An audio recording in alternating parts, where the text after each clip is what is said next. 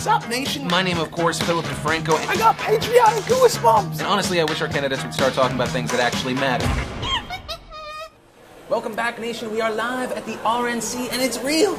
It's a real thing today. As always, I'm Philip Defranco, and you are watching our live election coverage on youtube.com/politics. And once again, I also have Elliott Morgan and Meg Turney. Oh! Hi, guys. How's it going? Oh. I stole your question. You did. I'm so sorry.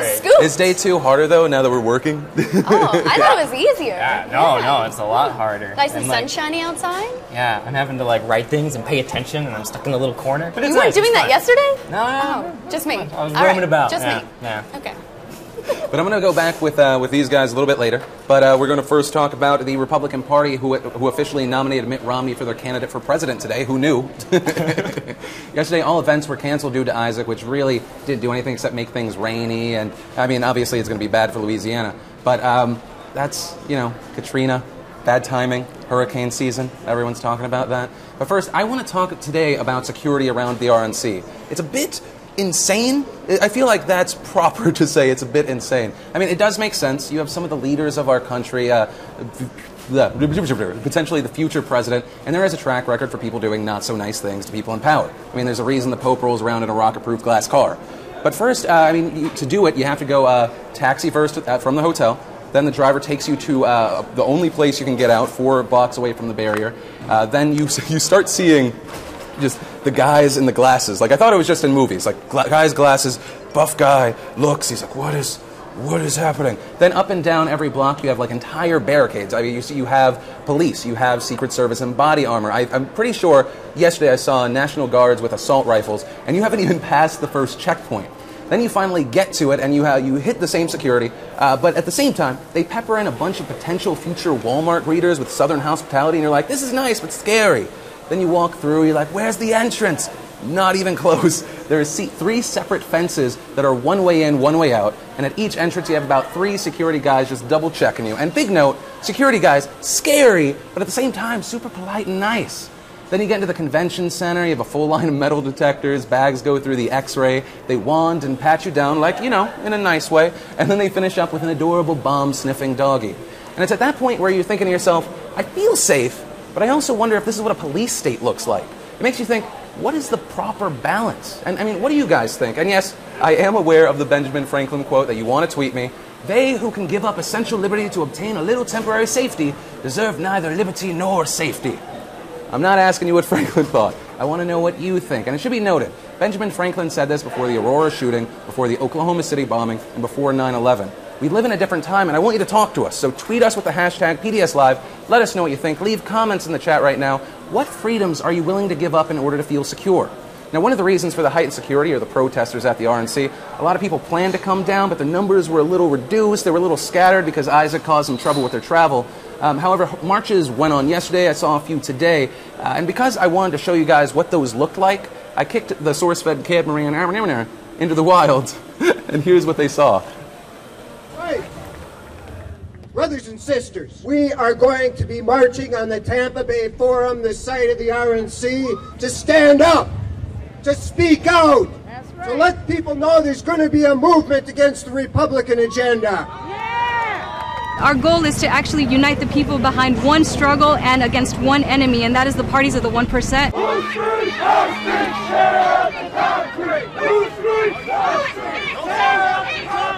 We want better health care and health care for all. We want more quality public education, and we want the end of these never-ending wars. And one of the things that we're challenging the Republicans on are their lack of women's rights, part of their platform, where essentially the Republicans are saying that women's bodies belong to the government, and that's why we have the vaginas here. We're saying, hands off my vagina. People are under attack. What do we do?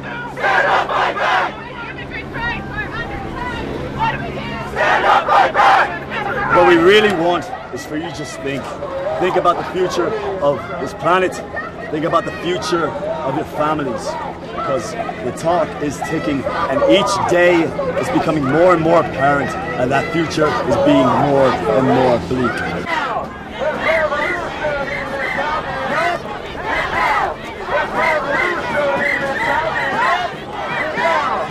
Revolution think we all know what the political situation in this country is. We live in a society that's dominated by the 1%. It's organized. It's organized around the needs of corporations, if you call them needs, their desire for profits, and it's at the expense of the rest of us. This is a situation that's unacceptable. Well, we just marched from our first rally through the streets of Tampa to send the Republicans a message that we would like to see their defeat. We're here in the streets demanding good jobs, affordable education, health care, equality, and peace. Our coalition is a perfect example of what the youth is up to all over the nation. Mostly the people who are here are in their 20s or even younger than that. We hope they come out in the streets and help us build a youth and student movement. They should join Students for a Democratic Society on their campus and make a difference in this country. It's important for us to be out in the streets. It's important for us to be protesting all the time. That's the only way that we can make change. It's the only way we've ever made change in this country and in this world. We're not relying on voting. We're marching to get what we want. Now, nation, yesterday Tropical Storm Isaac, which earlier today was upgraded to a Category 1 hurricane, forced the RNC to cancel its first day of events. That left a lot of politicians with a little extra time. And the floor above us is something we call Radio Row. You walk up there, you see every major radio station, you have ABC, Fox, NPR, pretty much everyone, and you have your conservative talk show hosts going on each other's show, and it's kind of cool. To put it in terms, it would be kind of like if you saw the Guild booth at Comic-Con and Felicia Day was doing something with Shane Dawson. But along with those hosts, you've got a lot of big Republican names going from booth to booth. For example, you have Mike Huckabee. He's a former governor, presidential candidate, or you may know him as the Chick-fil-A guy. Well, right after he finished his show, he walked right over to the next booth and just did that, and then the next one. And we also had Newt Gingrich, who not only made the rounds on Radio Row, but he came down around 50 feet from here. You might have seen him on the PDS yesterday, and he smelled like a moon base. Then you had Arthur Davis, Herman Cain, and John Voight, because why not John Voight? But the important thing that happened was the official nomination of Mitt Romney as the Republican presidential candidate. And the nomination, to get the nomination, you have to do two things. First, someone in the party has to nominate him, and the delegates have to tally the votes. That happened today. Second, you have to have the nominee speak and accept the nomination. So the party has to go, hey, you want to be president? And Romney's like, I guess, I'll go, yeah. And then the nomination becomes official-ish. The nominating speeches today came from former Governor John Sununu of New Hampshire, Barbara Comstock, co-chair of the convention, and Ron Kaufman, an advisor to the Romney-Ryan campaign. Ryan will be giving his acceptance speech Thursday, and boom, it's over. Convention is over. And then it all comes down to those votes. How do you get them? Why do people not vote? And to get a little more insight, here is our very own Meg Turney right now. Hey guys, so today I'd like to talk about voter apathy. I hear a lot of people nowadays saying things like, oh, I don't want to vote because I don't care, or no matter who you vote for, it's all the same. And it infuriates me to no end that there are millions of people in this country who have the power to affect change who choose not to because, oh, I'm powerless, oh, I'm uninterested. In 2008, 38% of eligible voters stayed home, and that was the best turnout we'd had in the polls for 40 years. That's nearly 81 million people with the power to vote who chose not to. So let's take a look at what kind of effect 81 million people could have had in the 2008 election. Barack Obama took home 66.8 million votes, and John McCain got 58.3. That's a difference of just 8.5 million votes. So if 7% of those voters who stayed home had come out in favor of McCain, we'd have a different president. 7%. So there's been a lot of talk recently, most notably by President Obama's former budget director, Peter Orzag, of making voting mandatory. Now, there are several nations, including Australia, Mexico, and most of South America, where voting is already mandatory. In Australia, there's actually a fine for staying home from the polls. Now, granted, it's a relatively small amount, about $20, but still, the pressure is there. So I'm all for getting people to the polls, but I am completely against compulsory voting. First of all, it forces people who may have absolutely no knowledge of a candidate, what they are, what they stand for, to vote. And I don't want someone all willy-nilly, blind and pressing buttons and pulling levers in a voting booth. It's also been argued that forcing people to vote constitutes a forced speech act, violating our freedom of speech because that freedom of speech also protects our right not to speak. So in the face of increasing voter apathy, many voter groups have stepped up to increase not only the number of people registered to vote, but to increase the number of educated voters. One such group is Rock the Vote. Since it started 21 years ago, it's registered more than 5 million young people to vote. They utilize a unique blend of pop culture that includes posting up outside Vans' Warped Tour and partnering with brands like Assassin's Creed and Spotify, pulling in celebrities like Christina Aguilera and Madonna back when she mattered. So I sat down with Heather Smith, the president of Rock the Vote, to find out how they're battling voter apathy in style. Hey guys, I'm here with Heather Smith. She is the president of Rock the Vote. Heather, it's so good to meet you. Thank you. It's so good to be here. How are you? Because you've been working today. It's been a busy day. We launched a bus tour, so we're taking artists and musicians to college campuses all around the Tampa area. And so I've been registering voters in the rain. How many voters do you think you registered today? You know, we're doing a couple hundred at every school and making sure everyone knows where to go and what to do on election day and gets all the information they need. And then we have the Far East movement who's performing for all the students this afternoon. That's really cool. I mean, like, you guys get the best of the best. Madonna, Snoop Dogg, Far East movement. I mean, do you think that that's what brings people out? You kind of nab them with the pop culture and then educate them? Rein them in. I mean, it is part of the idea. Let's bring people together. And, you know, what brings people together better than music and concerts and festivals? So we're actually hosting 3 today, 2 outside of Tampa and then 1 tonight downtown. And when they're all there, when all these young people are together, we can say, okay, great, now make sure you're registered or go vote. But it kind of celebrates the right to vote. It makes it a lot more fun, and as it turns out, it works. So young voters nowadays, what do you think are the most important issues to them? Do you think it's social or fiscal? It's a great question. I think at the end of the day, you know, there's 46 million young people, so it's hard to say, oh, the one thing for everybody is. But, you know, there are real life issues like finding a job and paying off your student debt and affording college that they're facing every single day. And those are real issues that deserve real solutions and real debate and real proposals from those running for president. I think that's what will motivate young people to show up at the polls. But of course the social issues are important too. So one of the things we were talking about today is compulsory voting, forcing people to vote, making it a law that you have to vote. What do you think about that? You know, it's interesting. I think if someone wants to opt out, that's their own decision. But I do think that we should make voter registration automatic. Then people would have that decision. Do I want to vote? Do I not? I can't imagine why people wouldn't. You know, absolutely. You're electing representatives who are deciding all these things about your life and your future, and you have the power for a very small moment, and that's when you're deciding who they are. If we educate people through civics and make sure they understand the power they have in our schools and our high schools and make sure they're all registered, then I think you'll see participation skyrocket. Well, thank you so much for talking to us today, and thank you for everything you do. We'll get out there and let them know that we will register, we'll organize, we will rock the vote this November and bring as many people along with us as we can. Fantastic. Thank you so much. Thank you. So we just come out of a video about voter apathy. Why do people not vote? To talk about it, Roundtable Stein, we have Meg Turney, Elliott Morgan. Oh, hey. Back again. Hello. What a surprise. Good seeing you guys. Oh man, I didn't even know you were there. Yeah, me neither. Anyway. So what do you think? Who wants to jump in? Voter apathy. I've suffered from voter apathy on a pretty regular basis. I thought about you this whole piece, Elliott. No, I mean, I did. I think everybody should get out and vote. And like you said before, I think it should be educated voting. I think people need to decide. And I think if you get into the voting booth and all of a sudden there's all these amendments and there's all these judges, I don't see a lot of value in just like picking somebody, because a lot of times that happens. I know the first time I voted, I was like, I don't know what this means. I guess I'll go with no. But yeah, as a whole, voter apathy is something that I always struggle with it. I always have to be reminded that it is an important decision. Do you think, so your idea is that part of it goes into it's very easy to become overwhelmed? Yeah, I get overwhelmed, and also I get sort of like freaked out by all of it. When I was in high school, I was like super into politics. Like I was like super Republican, believe it or not. Yeah. Oh, no yeah, I know, way. terrifying. So I was in high school, and I would like, politics was so much part of my identity that I would argue with people all the time, and as a result, they would argue back, and then I would argue more, and then like my entire high school experience became largely about whether you should be Republican or Democrat. And that's when, after that happened, and I sort of like lost contact with a lot of friends because of it, I was like, okay, you know what, politics is ridiculous, so now I'm kind of having to like slowly ease myself back into it. So you like burned yourself out on it. Totally. I just think that I don't get when people say like, oh, it doesn't matter, 81 million. They could have picked Bugs Bunny and they would have elected him by a landslide if they'd all come out for Santa Claus or Tom Cruise. Oh, that'd be awesome. Bugs Bunny would 81 be a fantastic million. president.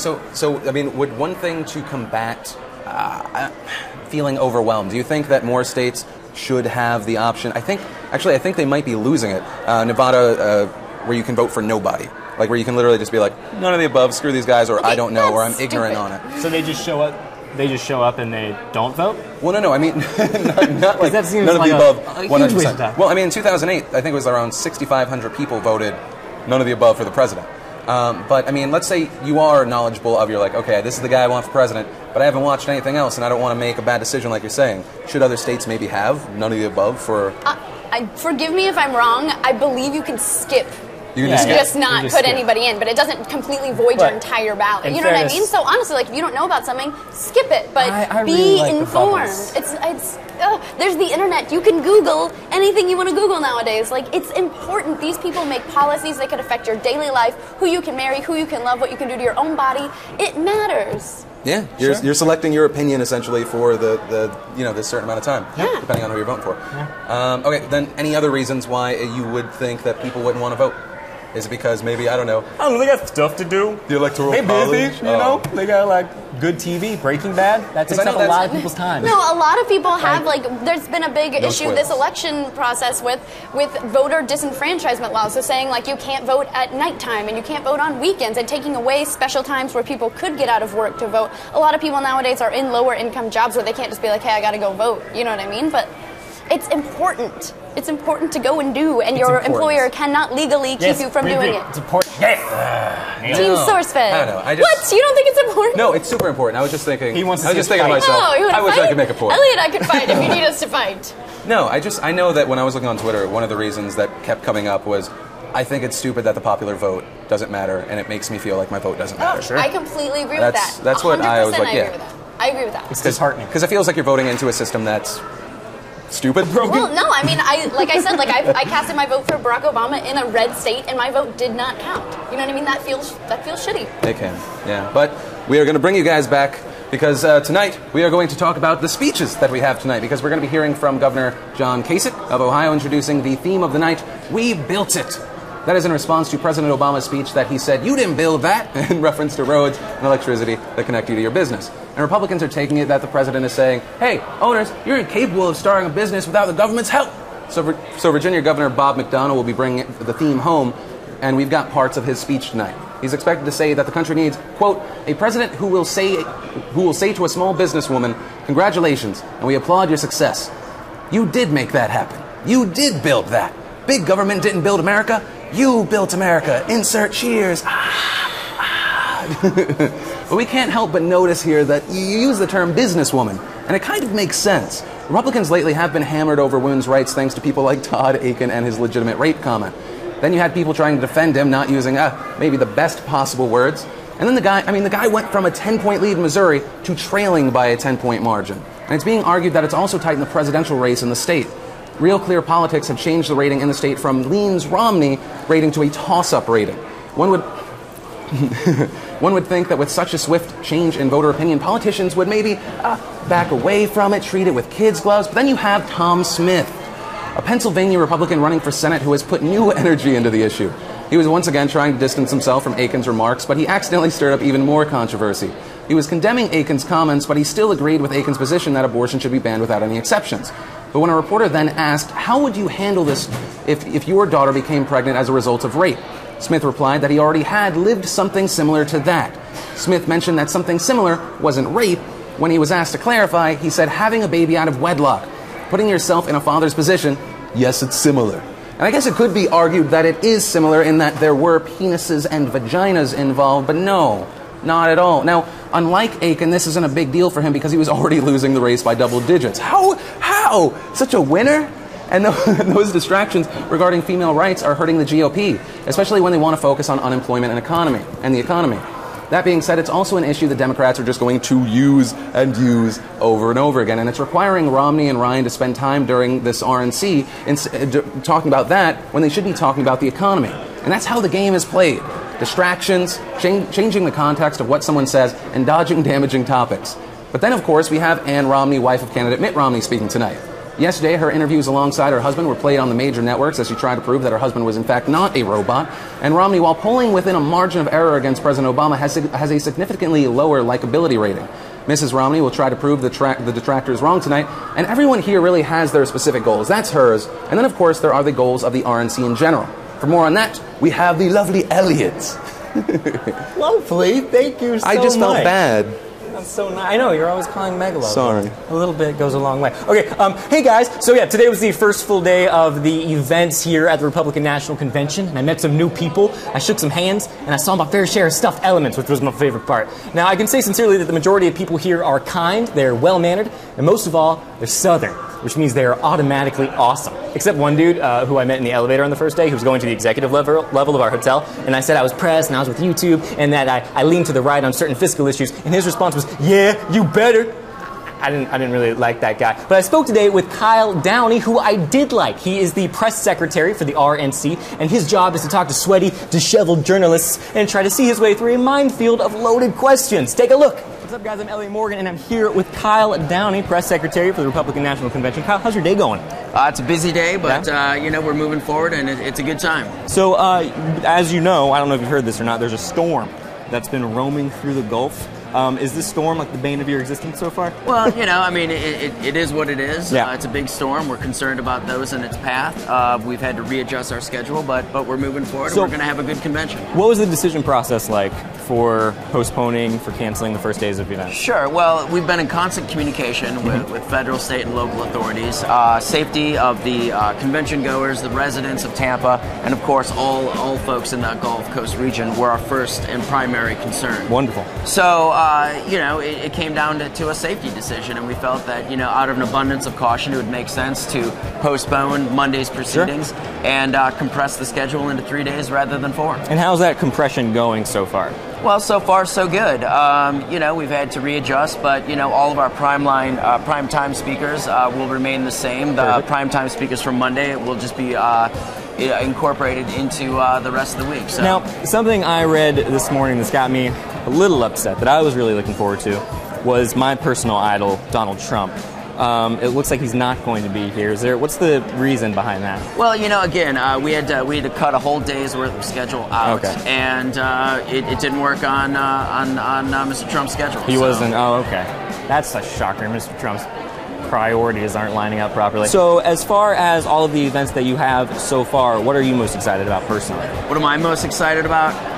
You know, I think Mrs. Romney is going to give a phenomenal speech tonight. I'm very much looking forward to that. Paul Ryan, I'm from Wisconsin, so I've got a great deal of pride to see a fellow Wisconsinite up on the podium there and accept the VP nomination. And of course, Governor Romney himself. Sure. So it should be a great couple of nights. So what do you have to say to young people who see all of this and they're just not political? Like, how do you get young people excited about the fact that we are choosing a new president? Look, your future is on the line, plain and simple. The decisions that are made in Washington, D.C. may not affect you today, but they will affect you later in life. So you should be engaged, and there's no excuse not to. So as an American citizen, it's really your duty to tune in and participate. And again, your future is on the line with a lot of these decisions. So I don't know how else I can say it other than it's great. You have a stake in this. Thank you, sir. Appreciate it. Appreciate it. Nice meeting you. Take it easy.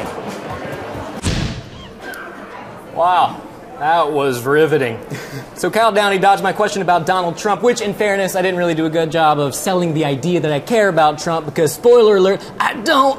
Now, Mr. Downey urged young people to vote because their future depends on it, and it does. If it were up to me, every young person 18 or over would be out and about voting. Heck, maybe even throw in a couple, I don't know, like 4-year-olds to vote. It would be the most adorable case of voter fraud ever. But I think there's another issue here that a lot of people don't talk about. They get so caught up in the idea of voting that they forget another part of the process, like Meg mentioned earlier, and that's the process itself. Everyone knows voting is important, but you know what else is important? Educated voting.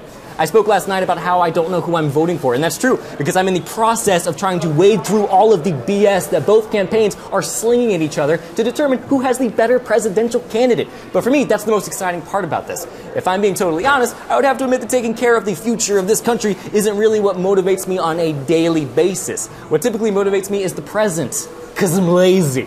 I like being comfortable. I like hanging out with my friends. Those are the things that I like to do right now. For example, right now, I'm talking to you, but I would rather be sleeping because sleeping motivates me. Don't get me wrong. I love me some future. Okay, whether it's Future America or Back to the Future or Future Elliott, because I hear he's really buff because he's going to start going to the gym soon and start working out later. I just love the present a little bit more, and that's why I think young people don't vote. It's not because they don't care about the future of the country. It's because they don't know how much fun the entire entire process can be. For all intents and purposes, the message sent to young people is that voting is the most important, vital, life and death errand you'll ever have to run. But it's more than that. It's fun, like in the present, like right now. There's a lot of Googling and a lot of Wikipediaing and even a little YouTube if you're so inclined. And that brings me to my final point. Come voting day, I will vote. I will rather be sleeping, but I will vote because I had fun learning about these candidates and their crazy ideas about how to fix this country, which, as unpopular as it is to say, I actually do love. Because how can you not love America? How can you not love a place that gave you freedom and liberty and Donald Trump? Okay? So come on, guys. Do it for Donald. All right, I can't even pretend that I give any crap about Donald Trump. So we're going to move on to The Nation Speaks. We've been pulling your tweets and your comments, and we're going to ask you about something you should care about, which is security versus freedom. All right. Yay! Security! And you guys have a tweets, I believe. Freedom! We do. Okay, so up next is Painted Wings 13, who says, hashtag PDS Live. We asked what freedoms you'd be willing to give up in order to have security. And Painted Wings 13 says, none. You can never be 100% safe, so why give up some freedoms when you will never be 100% safe? Do you agree? I think that's true. I think you can never be 100% safe. You can't never be 100% safe. What if you were like, hey, you have an option of 10% safe or like 85% safe? But still, 15% can come and get you. I would mean, take honestly, I feel like that's 85% honestly though. why the Aurora shooting like really got to me, because I never thought of a movie theater as a place I wasn't safe. And now, That's a good point. mini So, panic attack. This is during one of those things that, every like, preview. I agree with in principle. Like, I'm kind of on, like, a little bit of the Ron Paul train where it's like, hey, no one's safe. Be careful. Take responsibility. So, in principle, I'm like, yeah, don't take any of our freedoms to ensure my safety. On the other hand, it doesn't necessarily bother me that much. Like, I don't stay up at night if I feel like someone is checking out the books that I look at in the library. But, that's I know, such it's a slippery frustrating. slope. That's such a slippery slope. Wait, here's something I know that Meg will care about is, what if we lived in a world where the TSA didn't exist? Oh my God, it would be the exact same as now because they do almost nothing. Oh, you I'm can't on a say list that now. about the Just so you Not gonna be able know, to fly they're like short. right out half of there. the source-fed demo, I know, they're like 2 all people. TSA. Because TSA employees, you should have known that. No, I feel like there's a way to do it, and there's a way to be bloated and bureaucratic and to get absolutely nothing done. And there have been studies proven that they do very little to help us and keep us safe. So are you okay with any amount of, like, intrusion? Actually, I do agree with there being some amount of political oversight. I want to know if someone's buying a ton of kerosene and a map to this place. You know what I mean? I But want what to if they know. just really like kerosene and all of a sudden they're like, you Well, can't take my okay. kerosene rats away? I know. No, but I mean, keep an eye on them a little bit. But if somebody Googles like TSA proceedings, I don't want to be on a list just because I'm questioning whether or not the TSA did See, I think well. that's where we differ, because if I'm on a list for Googling that, it's like, I don't know, do you feel like it's a slippery slope? Yeah. No, it's 100%. I mean, it's kind of like what was it? The TPP today. It's like the son of ACTA, and it's more internet freedoms than like you going to the airport. But it's what's really scary are those gateway situations where it's like, yeah, no, I'll take something off the internet or block something because someone accused me. Right? That's never going to happen to me because I'm a good guy. But then what's the next step? Yeah, and I think absolutely. that's definitely the scary thing. If you have not heard of the TPP, Google it or watch the Philip Defranco show, which is up now. It's actually So actually, the next tweet I would love to talk about, because K-Man Blazer fan said at SourceFed at Philly D hashtag PDS Live. I think there should be a better gun law in effect. The rise in violence is scary, and I'm willing to give guns up. So do you apply the same slippery slope argument to gun control? I don't. I'm hypocritical, I know, and I'm from Texas, and I should love guns, but I would really like to take assault rifles off the street, and I would like to make sure if somebody's buying an assault rifle that they know, hey, that dude has an assault rifle, and maybe he's psycho. You know what I mean? Like, it's just crazy to me that there are people on the street with assault rifles taking people down. But do we really need that? Do you need that for hunting? Does that happen No, on a you regular don't. basis? Well, I mean, actually, like underground, like I don't want to say gangsters because I'm pretty white, but they do have assault rifles. It happens. It does happen. There's no need for that in our Guns, society. Mr. DeFranco, go. I have no problem with handguns. It is weird, right? Because you have the shooting or shootings that happen. You have the guy. I like knowing that I have a gun at home and being like, oh, I'm a pretty weak guy. But when push comes to shove, if you have this in your hand, But right. a handgun is different than an assault rifle. Right. Well, I think that everyone should have the right to bear arms, which I know on the internet lately isn't a popular opinion to have. But should there be rules and regulations and certain things that you should have? Yeah. Maybe you have to have a license that automatically puts you on a list. I know a few people that like they have some gear and they have to be on a certain list. I know what you're talking about. and those safety.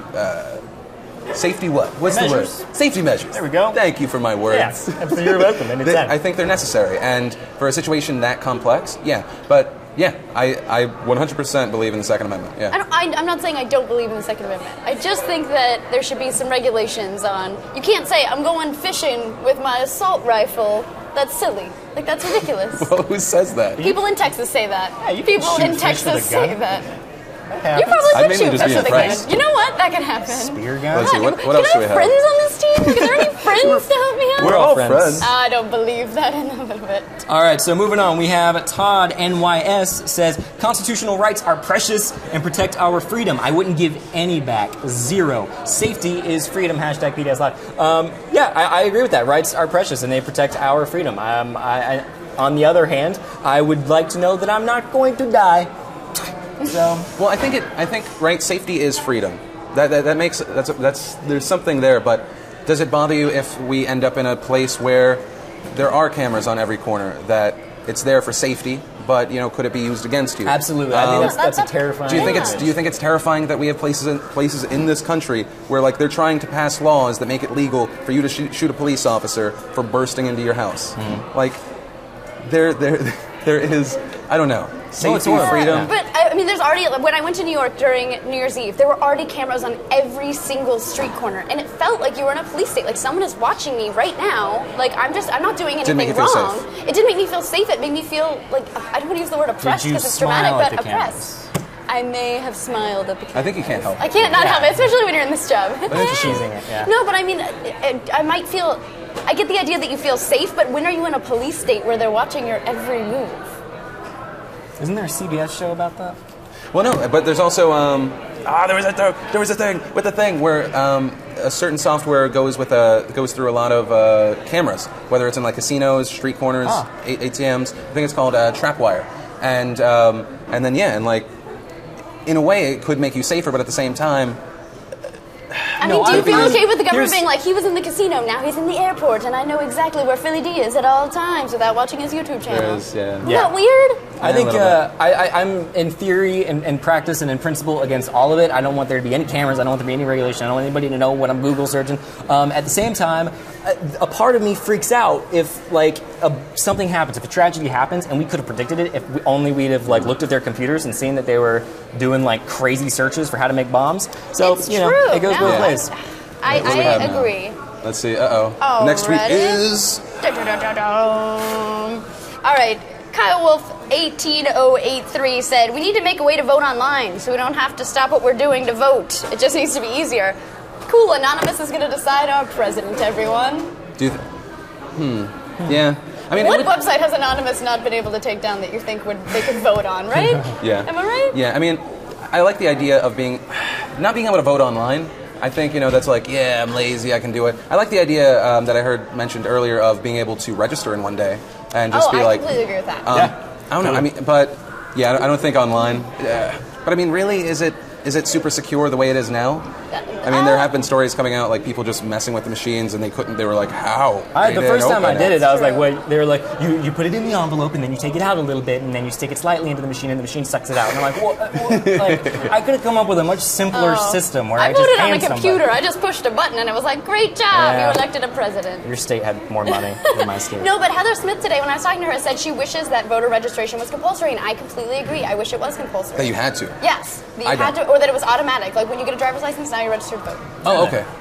All you have to do now is check a box, and so people don't. I mean, there is also the argument that, if they didn't register to vote, should they really be voting? Well, no. If you don't want to vote, that's great, but there are people who stay home because, I moved to my college campus, and now I can't vote because I'm not registered in the right state or whatever. So it's a logistical thing. It's not making sure everybody in the world has to vote or anything. Exactly. You don't have to vote, just that you're registered, you have the ability if you'd like to. I mean, that sounds pleasant. Yeah. We can all, did we just agree on something? Yeah. Did you guys agree? That's twice in a row. row. I'll just disagree. Awkward. This is tense. Let's do one more. Sure. All right. Oh, here's one. Who's first? There we go. The Mighty Thor. This is for you, Meg. Here we go. I think Megan SourceFed is off base a bit. Voter apathy is more about the candidates and the feeling voting for the lesser of two evils. That goes back to the whole two-party system. That's fine. Yeah. Vote for your third-party candidate. Vote for somebody who speaks to you. Just vote. Yeah, that's great. Because message if you from me to you. For the less of two evils, still voting for evil. Who said that? Somebody did say that. It's 100% she said proven. It. I feel like I just mocked her. She was actually very nice. She said it a lot more intelligently and gracefully. That is true. Let's see. Any last thoughts on our topic before we kick it out? Oh, I think people. Last thoughts. People should get out and vote. Learn who they're voting for, and maybe take a nap after you vote. So if your blood pressure spikes, you can relax a little bit. Boom. Last thing? I agree. Get out and vote. Be educated about who you're voting for, and don't blame it on I don't like people or I don't care. I'm not going to affect change. 81 million of you out here who aren't voting, so vote. Oh, well, thank you. Thank you for being here and giving me hugs in between the breaks. Yeah. You're adorable. You're adorable. I love you. He's a nice guy. But Nation, that's really everything we have tonight. We're going to be back tomorrow for our Wednesday night show, same time, same place. Ron Paul is going to get his 90 seconds of fame with a tribute video. Later, his son Rand Paul, not gone. He actually gets to make remarks on the convention floor. Then we have badass Republican John McCain, a video from President George W. Bush, and many more. And the highlight of the evening, and I heard he's shirtless, is Vice Presidential candidate Paul Ryan. That's not true. It's not true. But all of that's going to be tomorrow. As always, my name's Philip Defranco. You've just been filled in. I love your faces, and I'll see you tomorrow. Unless Meg takes your guns away. What? I'm not allowed to go back to Texas now. They're not going to let me back in the state. Nope. We just...